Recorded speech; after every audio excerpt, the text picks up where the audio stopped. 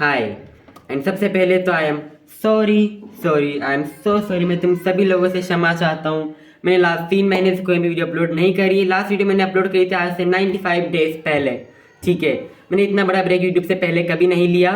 And अभी मैंने लिया है तो मेरे चैनल की तो वाट लगेगी, मेरे चैनल की रीच की। ठीक है, तो मुझे ऑलरेडी पनिशमेंट मिल ही चुकी है, तो एटलीस्ट तुम लोग तो मुझे माफ कर ही सकते हो। एंड सच्ची बताओ ना, जब मैंने सोचा था कि मैं ब्रेक लूंगा तभी मैंने ये भी सोच लिया था कि नेक्स्ट वीडियो में 31 दिसंबर को ही डालूंगा। And there is a reason जो मैं तुम लोगों को आगे बताऊंगा। And thank you so much तुम सभी लोगों को, जो लोग भी इतना प्यार दे रहे थे इस ब्रेक के बीच में भी।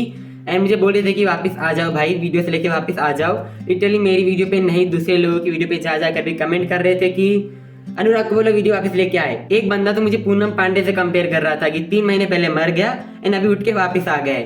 लाइक सीरियसली, मतलब कि जो भी क्रिएटर थोड़ा सा इनकंसिस्टेंट हुआ तो उसको पूनम पांडे बोल देने का। Wow. So first of all, this video is not a study vlog, this is just me aping in front of my camera on the internet. And तुम लोग मुझे बोलते हुए सुनोगे।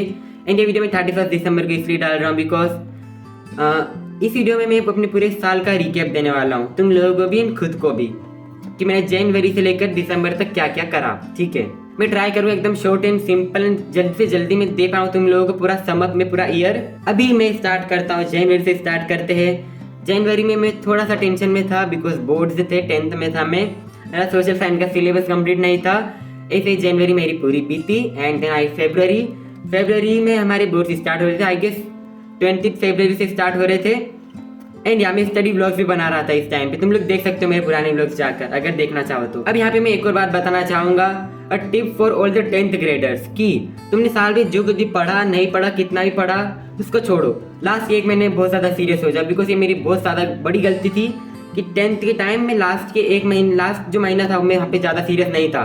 मुझे लगा था मैंने पूरे साल भर तो पढ़ाई करी तो अच्छे मार्क्स आ ही जाएंगे।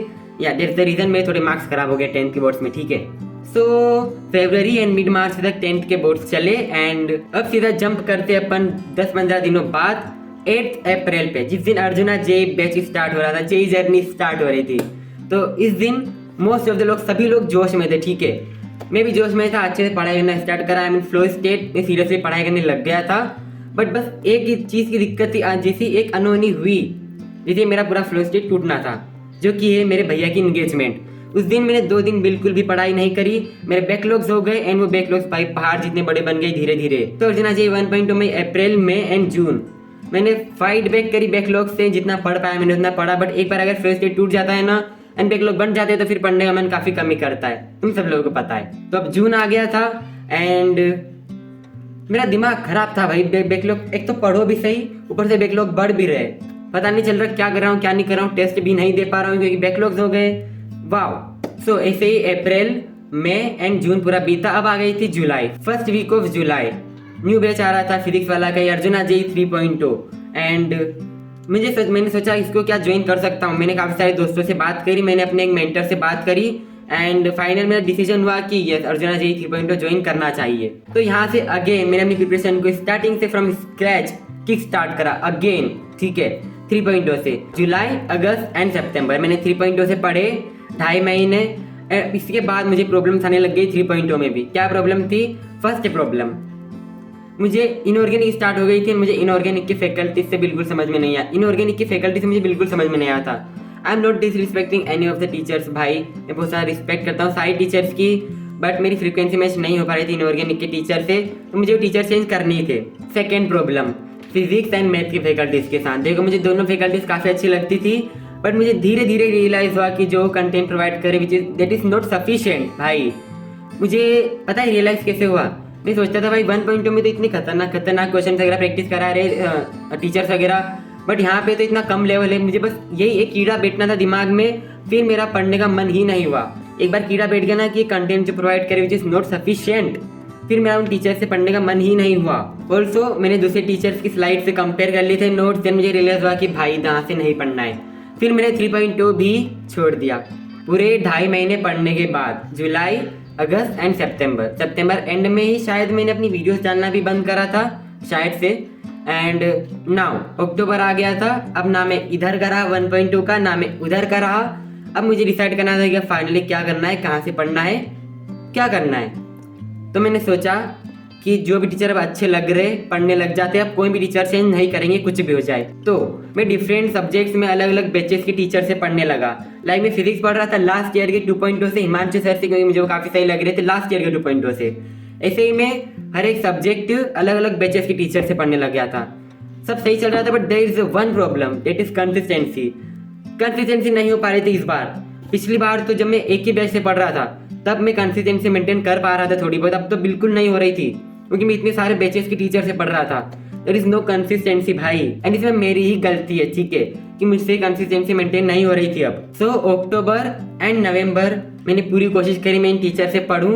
ऑल्सो 31 अक्टूबर जिस दिन दिवाली थी मैं नानी के यहाँ चले गया था बिकॉज मेरा दिमाग खराब हो रहा था भाई। सो अभी आ गया था मिड दिसंबर एंड इस टाइम पे मैंने 5 दिनों का ब्रेक लिया, थोड़ा सा रेस्ट करने के लिए, चिल करने के लिए, कि अभी सोचते कि अभी आगे क्या करना है। मैंने 5 दिनों तक कोई भी कॉपीज वगैरह को टच भी नहीं करा है, ठीक है। तो 5 दिनों का ब्रेक लिया and there is only one thing जो कि मैंने 2024 से सीखी है कि मुझसे ऑनलाइन पढ़ाई नहीं होगी भाई। दुनिया इधर से उधर हो जाए, मुझसे ऑनलाइन पढ़ाई नहीं होगी। बस यही सीखा है मैंने 2024 में। एंड इसी आज में घी डालने के लिए इन्हीं 5 दिनों के बीच में लाइक एक और जेई एस्पिरेंट मेरे घर के पास ही रहते, वो 12th में वो भैया, एंड हम फुद्दी बैट खेल रहे थे। फुद्दी बैट मतलब समझते हो, बैडमिंटन, हमारे इसको फुद्दी बैट बोलते हैं। हम खेल रहे थे एंड देयर इज नो वे कि अगर 2 जेई एस्पिरेंट आपस में बैठे आपस में बात कर रहे हैं तो कोई और टॉपिक पे लेकर बात होगी। हम जेई के बारे में ही बात कर रहे थे एंड इसी बीच मैंने ये तो सोच ही लिया था देखो कि ऑनलाइन पढ़ाई तो नहीं होगी, अगर मैं अब जेई के लिए पढ़ूंगा तो ऑफलाइन कोचिंग ही जाऊंगा।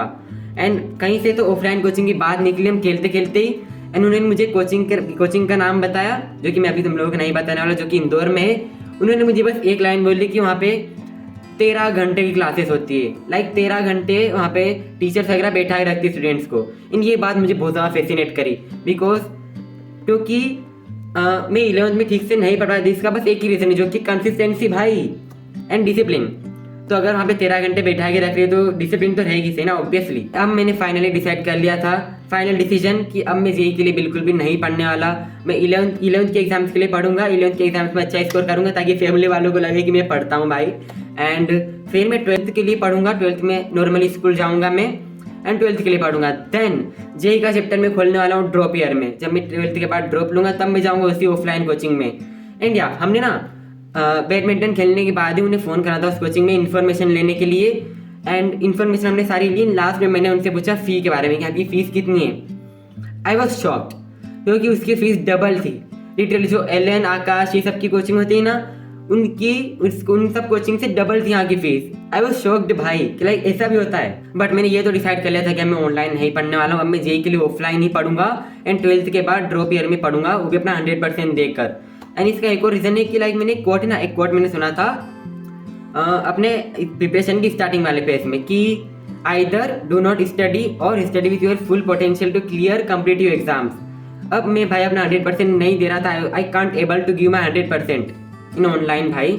इसलिए मैंने डिसाइड करा कि अभी ऑफलाइन ही जाएंगे, वो भी 12th के बाद जाएंगे। तो अभी जेई का चैप्टर थोड़े क्लोज करते हैं, थोड़े महीनों के लिए जेई का चैप्टर क्लोज करते हैं, फिर 12th के बाद फिर से ओपन करेंगे। अब अगेन मैं एक बार फिर से तुम लोगों के लिए सम अप कर देता हूँ कि मेरी जेई प्रिपरेशन अभी तक कैसी बीती है, क्योंकि मैंने इतना कुछ बोल दिया भाई, पता नहीं तुम लोगों को क्या समझ आया होगा क्या समझ नहीं आया होगा। सो स्टार्टिंग से अप्रैल से मैंने 1.0 बैच ज्वाइन करा था, मैंने 2-2.5 महीने में 1.0 बैच छोड़ दिया। देन मैंने ज्वाइन करा 3.0 बैच, अपनी प्रिपरेशन का फिर से किक स्टार्ट करा, वो बैच भी 2-2.5 महीनों के बाद छोड़ दिया। उसके बाद मैं पढ़ने लगा दूसरे बैचेस के टीचर से, वो मैंने 2 महीने बाद छोड़ दिया because I can't maintain the consistency, या दैट्स द ओनली रीजन। फिर आया मिड दिसंबर, अब मैंने डिसाइड कर लिया था कि अब मैं जेई की प्रिपरेशन ऑनलाइन नहीं करने वाला भाई, कुछ भी हो जाए। अब मैं ऑनलाइन कभी भी नहीं पढ़ूंगा 11th क्लास के बाद। एंड तो अब फाइनल डिसीजन ये है कि अभी मैं 11th की अपने अच्छे से एग्जाम पे फोकस करूंगा, 11th की अच्छा स्कोर करूंगा, फिर 12th में अच्छे से स्कूल जाऊंगा एंड 12th के बाद मैं लेने वाला हूँ ड्रॉप, जब मैं प्रिपरेशन करूंगा जेई की फ्रॉम ऑफलाइन कोचिंग। अब मैं ऑनलाइन नहीं पढ़ने वाला एंड मैं इन सब की गलती भी खुद ही स्वीकार करता हूँ कि मेरी ही गलती है कि मैं ही ठीक से ऑनलाइन नहीं पढ़ पाया, बिकॉज आई नो ऑनलाइन में बहुत ज़्यादा पोटेंशियल है बट मैं ही उस पोटेंशियल को यूज़ नहीं कर पाया। सो आई एम सॉरी। सो या फाइनली ये वीडियो एंड होने वाली है। मैंने तुम लोगों के साथ सब कुछ शेयर कर दिया ऑनेस्टली कि मेरे साथ साल भर क्या क्या हुआ, मेरी प्रिपरेशन कैसी कैसी गई। एंड अब I am a bit excited to see the comment section भाई कि तुम लोग क्या क्या लिखोगे।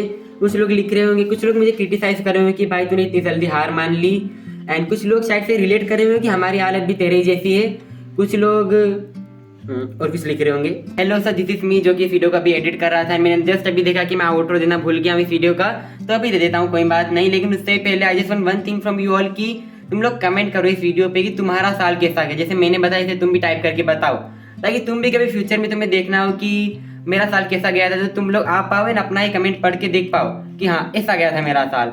सो यार आई जस्ट वांट दैट कि तुम लोग कमेंट करो।